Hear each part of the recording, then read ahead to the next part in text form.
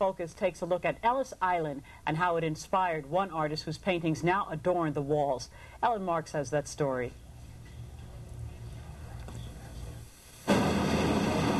Every day, hundreds of curious visitors are drawn to the recently restored Ellis Island, now a museum. But there was a time when scores of immigrants passed through these rooms on their way to freedom, when the paint on the walls wasn't so pristine, when the tiles weren't so shiny.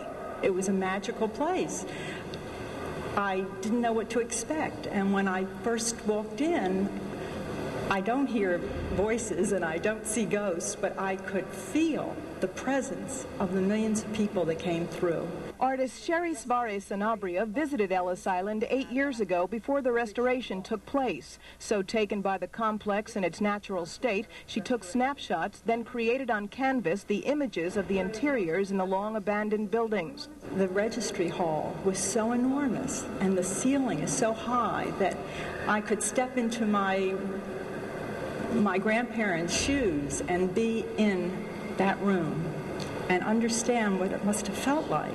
21 paintings in all hang on the walls in the dormitory rooms where detained immigrants spent the night. No faces appear, but to Sanabria there is no such thing as an empty room. She relies on the power of light and shade and layers of paint to evoke human presence. I think what I always want to do in my paintings is to create a world of the way I see something and invite you to come in to that world.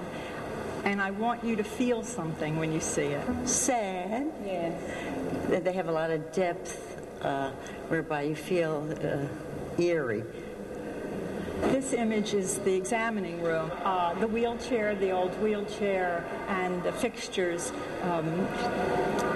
One could almost feel that the doctor's talking or telling you to come into the room. The thing about this image that struck me, the image of the baggage room, was the fact that you have this dark interior and you can look out. You can look out to America. You can look out to the hope. And you can experience the hopes and fears of perhaps your own ancestors as captured in Sanabria's work through the end of January.